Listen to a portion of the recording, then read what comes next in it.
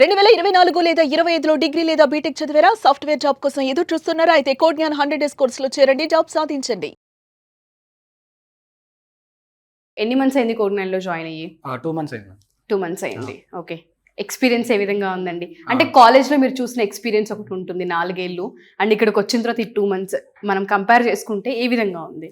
నాది actually mechanical background madam. So అందులోంచి career shift అవుదామని ఇటువైపు వచ్చాను. సో నేను చాలా ఇన్స్టిట్యూట్స్ యాక్చువల్లీ నేను చూసాను ఇది కరెక్టా అని. సో నేను ఎట్లా ఏ పారామీటర్ కన్సిడర్ చేశానంటే, నా కంప్యూటర్ సైన్స్ ఫ్రెండ్స్ ఉన్నారు కొంతమంది, వాళ్ళు కూడా ఇక్కడికి అప్ స్కిల్లింగ్ వచ్చారు. ఓకే. సో కంప్యూటర్ సైన్స్ వాళ్ళకి ఆల్రెడీ తెలిసి ఉంటుంది, వాళ్ళకి ఐడియా ఉంటుంది కాబట్టి సో ఐ థాట్ అది వర్క్ అవుతుందని నేను ఇక్కడికి వచ్చాను. సో ఇక్కడికి వచ్చిన తర్వాత నాకు Python full stack course join అయినా. సో జాయిన్ అయిన తర్వాత ఎక్స్పీరియన్స్ అంతా చాలా బాగుంది. సో అండ్ ఆల్సో ఇక్కడ క్లాసెస్ కూడా రికార్డింగ్ క్లాసెస్ ఉంటాయి కాబట్టి నాకేంటంటే మెకానికల్ బ్యాక్గ్రౌండ్ కాబట్టి నేను మళ్ళీ వినాలి. సో అది నాకు బాగా హెల్ప్ అయింది.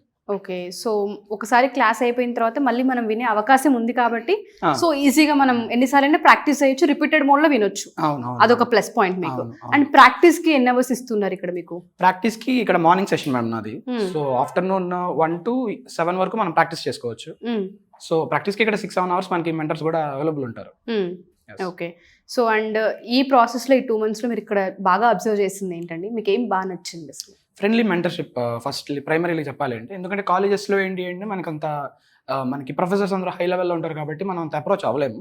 ఇక్కడ ఏంటి అంటే మన లెవెల్లో మనకి మెంటర్స్ అవైలబుల్ ఉంటారు అండ్ మనం ఎన్ని డౌట్స్ అయినా వాళ్ళు ఫ్రెండ్లీగా మనకి చెప్తారు. సో మనకి అది హెల్ప్ అవుతుంది మేడం. ఓకే. ఎన్ని డ్రైవ్స్ ని అటెంప్ట్ చేశారండి మీరు? ఒక 5-6 అటెంప్ట్ చేశాను. సో స్టిల్ ఇంకా స్టార్టింగ్ లో ఉన్నాను కాబట్టి కొంచెం ఇంకా అప్ స్కిల్ అవ్వాలి మేడం. అది ఓకే. అండ్ నేర్పించే విధానంలో కోడింగ్ అర్థమవుతుందా? అందరికీ అర్థమయ్యే లెవెల్లోనే ఉంటుందా అండి? స్టార్టింగ్ లో వచ్చే కష్టం ఉండేది మేడం. దాని తర్వాత నేను మెంటర్స్ దగ్గరికి వెళ్ళి అడగడం, వాళ్ళు చెప్పడం, దానివల్ల ఏమైందంటే నాకు ఈజీ అయింది. ఓకే. సో ఆ సపోర్ట్ అయితే ఉంది.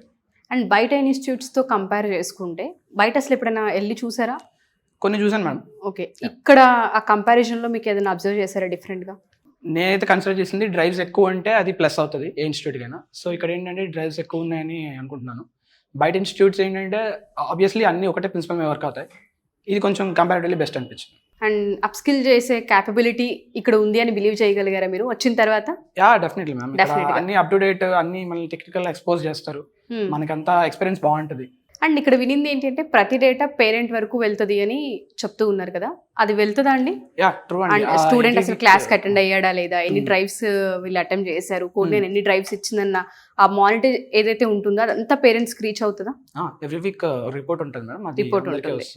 లైక్ స్కూల్ అని చెప్పొచ్చా మళ్ళీ? యాక్చువల్లీ అది రైట్ థింగ్ మేడం, ఎందుకంటే కొంచెం ట్రాక్ లో ఉంటాం ఎవ్రీ టైం. సో రిపోర్ట్ అనేది మ్యాండేట్ బెస్ట్ అని.